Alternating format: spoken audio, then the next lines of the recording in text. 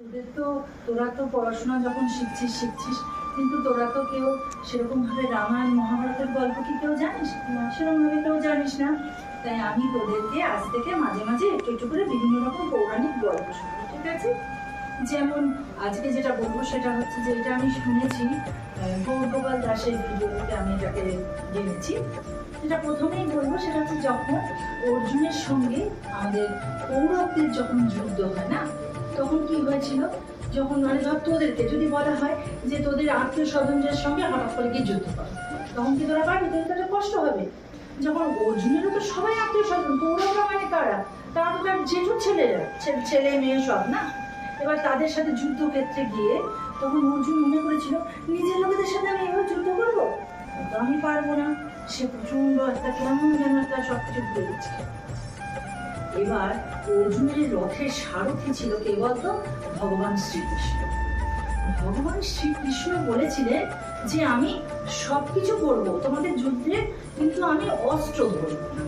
আমি তোমার সাথে থাকবো, কিন্তু আমি অস্ত্র কোন রকম ভাবে ধরবো না। এর ফলে হলো কি যে ও তো অস্ত্র ধরলো না, কিন্তু যখন যুদ্ধ চলছে অর্জুনের যখন মনটা হয়ে গেছে, তখন সে ওখানে এসেও ভগবান শ্রীকৃষ্ণ তাকে বোঝালে যে তুমি কি বলছো, তোমাকে করতে হবে না সমস্ত, নাহলে তোমার যে এই যে যুদ্ধটা, এটা তুমি ধর্মের লড়াই লড়ছো, এই যুদ্ধে ধর্মেরই জয় হবে, তুমি কোনো অন্যায় করছো না। এইভাবে শ্রীকৃষ্ণ বোঝালো অর্জুনকে। তারপর যুদ্ধ শুরু হলো। কিন্তু এই সময় হঠাৎ করে ভীষ্ম পিতামহ বললো কি যে আমি এক্ষুনি ওই 5 ভাইকেই আমি একা মেরে দিতে পারি। এই কথাটা শুনে তো প্রচন্ড রেগে গেলেন ভীষ্ম। তিনি কি করলেন? রথের চাকাটাই তুলে দিলেন। কি করবেন না, ভীষ্ম পিতামহকে মারবেন। অর্জুন তখন তাড়াতাড়ি করে এসে একদম সোজা ভীষণ করে পাটাকে জড়িয়ে ধরে বলছে আপনি কি করছেন, আপনি এ কাজ করবেন না, কেননা আপনি কিন্তু বলেছেন যে আপনি একেবারে কোনো অস্ত্র ধরবেন না, আপনি ভুল করছেন। মানে এটা কি হয়েছিল বলতো? এতটাই ভালোবাসা ছিল কৃষ্ণ ঠাকুরের প্রতি, এতটা ভক্তি ছিল অর্জুনের, যে সে কৃষ্ণ ঠাকুর ভুল করে ফেলছে, নিজের প্রতিজ্ঞা ভেঙে ফেলছে, সহ্য করতে পারছিলেন না। আবার কৃষ্ণ ঠাকুরেরও এতটা স্নেহ ছিল অর্জুন প্রতি যে অর্জুনের অপমান সহ্য করতে না পেরে নিজের প্রতিজ্ঞাটাই ভুলে গেছে। এটাই ভুলে গেছে যে পরবর্তীকালে তার যে এই কাণ্ড বা এই যে ঘটনা, এটা একটা গাথা হিসাবে পরবর্তীকালে অনেক শ্রোতারা শুনবে, সেটা সম্পূর্ণ তিনি তখন বিস্তৃত হয়ে গেছেন।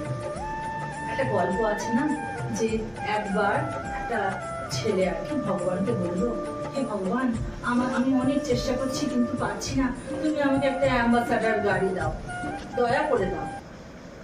অনেক বিরক্ত হয়ে গেল ঠাকুর আসছে, বাপরে বাপ এতবার বলছে দিয়ে যা বলে একটা অ্যাম্বাসাডার গাড়িতে দিয়ে।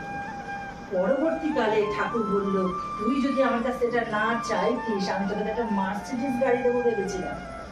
তার মানে কি, ভগবান সবার পেছনে আছে, ভগবান সবাইকে বলছে আমি আছি, তোমরা বিশ্বাস করো, তোমরা আমার প্রতি শ্রদ্ধা রাখো, ভক্তি রাখো, আমাকে ভাবো, আমাকে ডাকো, আমি তোমাদের পেছনে আছি এবং আমি তোমাদেরকে যেটা পাবে চেষ্টা করছো তোমরা, তার থেকে অনেক বেশি তোমাদের আমি দেবো। কিন্তু ও যে নিজের ইচ্ছাটা রাখতে পারবে না, নিজের চেষ্টাটা রাখতে পারবে না, যে ভক্তি রাখতে পারবে না, তার সে তো আস্তে আস্তে ঠকে যাবে। সেই জিনিসটাই না, এখানে আমি যেটা তোদেরকে মেন বলতে চাইলাম, যা কিছু করবি একদম পুরোপুরি নিজেকে আত্মসমর্পণ করে দে তার প্রতি। পড়াশোনা করবি, কি করবি, বিশ্বাস রাখ যে আমি পারবো, অবশ্যই পারবো। এইটাকে নিয়ে যদি তোরা এগিয়ে যেতে পারিস না, একদিন তোরা জয়ী হবি। তোরা তোদের কাজ কর, ভগবান আছে, সে তোদের শক্তি দেবে এবং পরবর্তীকালে অবশ্যই করে তোরা জয়ী হবি। ঠিক আছে? ভালো লেগেছে আমার গল্পটা? হ্যাঁ।